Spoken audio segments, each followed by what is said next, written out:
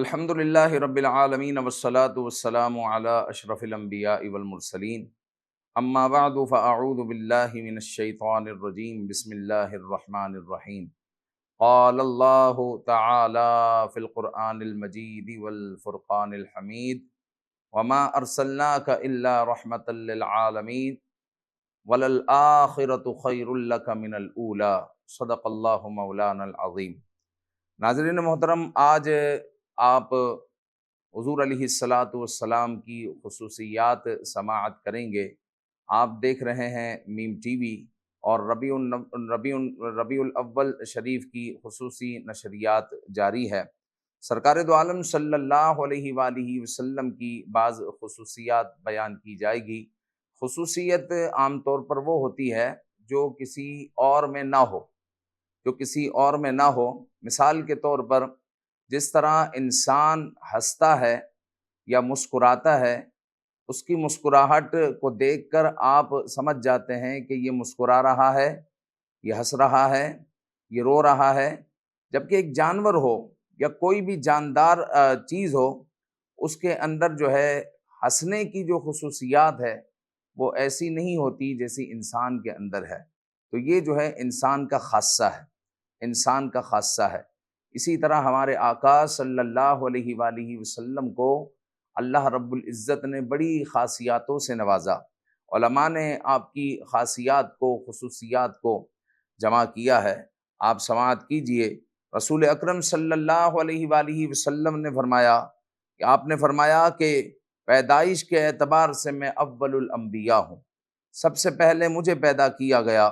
یہاں تک کہ حضور علیہ السلام نے فرمایا کہ جب آدم علیہ السلام روح اور جسم کے درمیان تھے، اس وقت بھی میں نبی تھا، اور جو ہے سب سے آخر میں مجھے مبعوث کیا گیا۔ یا آقا کریم صلی اللہ علیہ وآلہ وسلم کی عظیم خصوصیات میں سے ایک خصوصیت ہے۔ اسی طرح ہمارے آقا صلی اللہ علیہ وآلہ وسلم کی ایک خصوصیت یہ بھی ہے کہ آپ خاتم النبیین ہے۔ دیگر انبیاء آئے، کسی کو بھی یہ تاج نہیں ملا۔ یہ تاج ہمارے آقا صلی اللہ علیہ وآلہ وسلم کو عطا ہوا کہ قیامت تک آقا کریم صلی اللہ علیہ وسلم کا اب سکہ چلے گا، کیونکہ حضور خاتم النبیین ہے۔ حضور نے ایک مرتبہ اپنی انگلیوں کے اشاروں سے حضور علیہ السلام نے سمجھایا کہ میں اور قیامت ایسے ہیں، اور میرے بعد کوئی نبی نہیں ہے۔ اگر میرے بعد آئے گی تو قیامت آئے گی، میرے بعد کوئی نبی نہیں ہے۔ تو ہمارے آقا صلی اللہ تعالی علیہ وآلہ وسلم آخری نبی ہے۔ حضور کے بعد کوئی نبی نہیں آئے گا۔ آقا کریم صلی اللہ علیہ وآلہ وسلم خاتم النبیین ہے۔ پھر آقا کریم صلی اللہ علیہ وآلہ وسلم کے لیے تمام مخلوق کو پیدا کیا گیا، تمام مخلوق کو حضور علیہ السلام کے لیے پیدا کیا گیا۔ آپ دیکھیں نا کہ حضرت اعلیٰ حضرت امام اہل سنت کے صاحبزادے کیا کہتے ہیں کہ فقط اتنا سبب ہے انعقاد بزم محشر کا کہ ان کی شان محبوبی دکھائی جانے والی ہے۔ یعنی یہ جو انعقاد بزم محشر ہوگا، اللہ رب العزت اپنے محبوب کی شان کو بتا رہا ہے، اپنے محبوب کی شان بتا رہا ہے کہ آج کے دن بھی میرے محبوب کی بادشاہت ہے، اور دنیا میں بھی میرے محبوب کی بادشاہت ہے۔ تو یہ مخلوق اللہ رب العزت نے اپنے محبوب کے لیے پیدا کی ہے۔ پھر سرکار دو عالم صلی اللہ علیہ وآلہ وسلم کا مقدس نام عرش اور جنت کی پیشانیوں پر تحریر ہے، اور تمام آسمانی کتابوں میں حضور علیہ السلام کی بشارت دی گئی۔ پھر آپ صلی اللہ علیہ وآلہ وسلم جب پیدا ہوئے تو بت اوندھے گر پڑے، کہ جن بتوں کی کعبے میں پوجا کی جاتی، بت اوندھے گر پڑے۔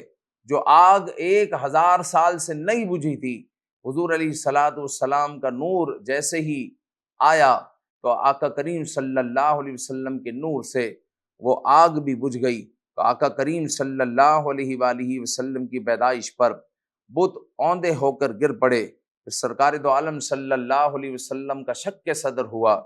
یہ بھی آپ کی خصوصیت ہے کہ سینہ چاک کیا گیا لیکن خون کوئی نہیں نکلا، سینہ چاک کیا گیا اور دل کو جو ہے نکالا گیا، اور علم و حکمت کے تشت انڈیلے گئے۔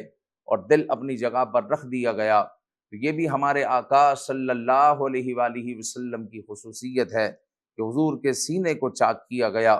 پھر آپ صلی اللہ علیہ وسلم کو معراج کا شرف عطا ہوا، اور حضور علیہ الصلاۃ والسلام کے لیے براق کو پیدا کیا گیا، جو حضور علیہ الصلاۃ والسلام کی معراج کی سواری بنا، اور آپ صلی اللہ علیہ وآلہ وسلم پر جو نازل ہونے والی کتاب ہے وہ تحریف سے اور تبدیل سے محفوظ کر دی گئی۔ اور اللہ رب العزت نے خود جو ہے اس کی ذمہ داری لی، اور خود فرمایا کہ ہم جو ہے اس کے محافظ ہیں۔ ساری دنیا اور دشمنان دین، دشمنان اسلام نے اپنی کوششیں کر لی، اور یہ خود حیران ہے کہ زمین کے ایک کونے پر ہمیں جو قرآن ملتا ہے، دوسرے کونے پر بھی ہمیں وہی قرآن ملتا ہے۔ کسی کی جرت نہیں ہے کہ اس میں تحریف کر دے، تبدیلی کر دے۔ ہاں، اگر کوئی تبدیلی کر بھی دے تو مسلمان کا بچہ اس تبدیلی کو، تحریف کو پکڑ لیتا ہے کہ یہاں پر لکھنے والے نے ٹائپ کرنے والے نے یا لکھنے والے نے یہ غلطی کی ہے، یہ خطا کی ہے، تو اللہ رب العزت نے اس کی حفاظت کی ذمہ داری لی ہے۔ تو یہ بھی آپ صلی اللہ علیہ وآلہ وسلم کی خصوصیات میں سے ایک خصوصیت ہے۔ پھر آپ صلی اللہ علیہ وآلہ وسلم کو آیت الکرسی عطا ہوئی۔ اتنی عظیم آیت ہے کہ ایسا خزانہ کسی نبی کو عطا نہیں ہوا۔ سورہ بقرہ کی آخری آیت نازل ہوئی، اور یہ خزانہ کسی نبی کو عطا نہیں ہوا۔ یہ وہ خزانے ہیں۔ اور پھر آپ صلی اللہ علیہ وسلم کو تمام خزائن الارض کی، یعنی زمین کے تمام خزانوں کی کنجیاں، چابیاں دے دی گئی، اور حضور علیہ الصلاۃ والسلام مالک و مختار ہے۔ حضور علیہ الصلاۃ والسلام کو اللہ رب العزت نے مختار کل بنایا۔ پھر آپ صلی اللہ علیہ وآلہ وسلم کو جوامع الکلم بنایا، یعنی حضور علیہ الصلاۃ والسلام کلام فرماتے، اور مختصر کلمات میں حضور علیہ الصلاۃ والسلام جو ہے بہت بڑے مضمون کو جو ہے سمیٹ لیتے ہیں۔ مثال کے طور پر الدین النصیحہ، آپ دیکھیں تو یہ دو لفظ اس کے اندر پائے جاتے ہیں، الدین، النصیحہ۔ ان دو لفظوں پر جو حضور نے فرمائے ہیں، یہ ایسے جامع کلمات ہے کہ اس پر گھنٹوں کی تقریر ہو سکتی ہے، گھنٹوں اس پر بولا جا سکتا ہے، اور جو ہے معاشرتی برائیوں پر جو ہے بولا جا سکتا ہے الدین النصیحہ کو لے کر، اور گھنٹوں جو ہے اس پر تقریر ہو سکتی ہے۔ تو آقا کریم صلی اللہ علیہ وآلہ وسلم کو اللہ رب العزت نے جوامع الکلم کا معجزہ عطا فرمایا، اس سے آپ کو سرفراز فرمایا۔ اسی طرح آپ صلی اللہ علیہ وآلہ وسلم کی تصدیق کے لیے معجزہ شق القمر کا ظہور ہوا، کہ حضور علیہ الصلاۃ والسلام نے اپنی انگلی کے اشارے سے چاند کو شق کر دیا، چاند کے دو ٹکڑے کر دیے۔ ایسا معجزہ کسی نبی کو عطا نہیں ہوا، اللہ رب العزت نے اپنے محبوب کو عطا کیا۔ آپ صلی اللہ علیہ وسلم کے لیے مال غنیمت کو حلال قرار دے دیا گیا، آپ کی امت کے لیے حلال قرار دے دیا گیا، ورنہ گزشتہ امتیں جب جنگ کرتی تو مال غنیمت ان کے لیے حلال نہ تھا، کتنا ہی مال ملتا وہ جو ہے اس کو گھر پر نہیں لے جا سکتے، وہ اس کو کھا پی نہیں سکتے، وہ ان کے لیے نہیں ہے۔ لیکن آقا کریم صلی اللہ علیہ وآلہ وسلم کی امت یا حضور علیہ الصلاۃ والسلام کے صحابہ جب جنگ کریں اور جو مال غنیمت حاصل ہوں تو وہ آپس میں تقسیم کر لے، جس طرح شریعت مطہرہ نے کہا ہے۔ تو مال غنیمت جو ہے آپ کے لیے اللہ تعالیٰ نے حلال قرار دے دیا، یہ بھی حضور علیہ الصلاۃ والسلام کی خاصیت ہے۔ اور تمام روئے زمین کو اللہ تعالیٰ نے آپ صلی اللہ علیہ وسلم کے لیے مسجد اور پاکی حاصل کرنے کے لیے تیمم کا سامان بنا دیا، کہ گزشتہ امتوں میں ایسا نہیں تھا کہ اگر کسی کو پاکی حاصل کرنی ہے تو وہ مٹی سے پاکی حاصل کر سکے، وہ جہاں چاہے اپنی عبادت کر سکے، ایسے نہیں، مخصوص جگہ تھی وہ وہاں پر جا کر عبادت کرے۔ لیکن حضور علیہ الصلاۃ والسلام کے امتی کے لیے زمین کے جس چپے میں چاہے عبادت کرے، جس چپے پر چاہے سجدہ کرے، اور اگر پانی نہیں ہے، پانی پر قدرت نہیں ہے، تو پھر اس صورت میں جو ہے تیمم کرے، اور زمین کے جس حصے سے چاہے تیمم کرے، اس کو ایسی ہی پاکیزگی حاصل ہوگی جس طرح اس کو وضو سے پاکیزگی حاصل ہوتی ہے۔ جبکہ شرائط پائی جائے تو بالکل اسی طرح پاکیزگی حاصل ہوگی کہ جس طرح وضو سے پاکیزگی حاصل ہوتی ہے، یہ ہمارے آقا صلی اللہ علیہ وآلہ وسلم کی شان ہے۔ اسی طرح سرکار دو عالم صلی اللہ علیہ وآلہ وسلم کے بعض معجزات قرآن مجید قیامت تک باقی رہیں گے۔ بعض معجزات ایسے ہیں اس طرح قرآن مجید جو کہ قیامت تک باقی رہیں گے۔ یاد رکھیں کہ جس نبی نے جو بھی معجزہ بتایا، مثال کے طور پر حضرت صالح علیہ السلام کی اونٹنی، بے شک جو ہے پہاڑ پھٹا اور وہ اونٹنی نکلی، سب کچھ ہوا، لیکن اب وہ اونٹنی کہاں ہے؟ وہ جو ہے اونٹنی اب نہیں ہے، ختم ہو گئی۔ اسی طرح جتنے بھی نبیوں کے معجزات ہیں وہ جو ہے ہوئے اور ختم ہو گئے، لیکن حضور کا قرآن مجید ایسا معجزہ ہے جو قیامت تک باقی رہے گا، قیامت تک باقی رہے گا، اور قیامت تک جو ہے لوگوں کو چیلنج ہے کہ اس جیسی ایک آیت لا کر بتاؤ، اس جیسی ایک سورت لا کر بتاؤ، اس جیسی 10 سورتیں لا کر بتاؤ، اور جناب عالی اس میں تحریف کر کر بتاؤ۔ تم تحریف نہیں کر سکتے، اس کو تبدیل نہیں کر سکتے، چونکہ اللہ رب العزت نے فرمایا انا نحن نزلنا الذکر وانا لہ لحافظون۔ تو آقا کریم صلی اللہ علیہ وآلہ وسلم کی کیا شان ہے۔ پھر اللہ تعالیٰ نے تمام انبیاء کرام علیہم السلام کو ان کا نام لے کر پکارا، مگر آپ صلی اللہ علیہ وسلم کو اچھے اچھے القابات سے پکارا۔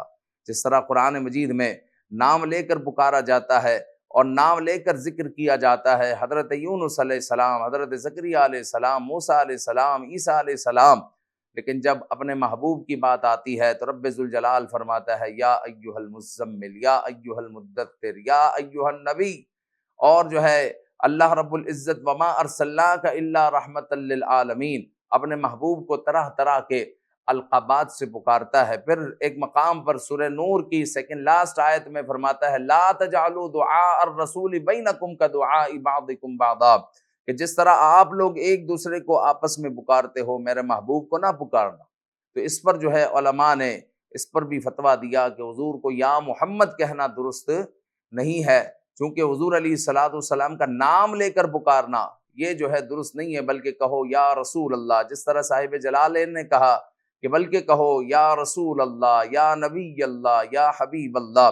تو اپنے محبوب کی جب بات آئی تو اللہ رب العزت نے طرح طرح کے اچھے اچھے القابات سے اپنے محبوب کو نوازا۔ پھر اللہ تعالیٰ نے آپ صلی اللہ علیہ وسلم کو حبیب اللہ کے معزز لقب سے سر بلند فرمایا۔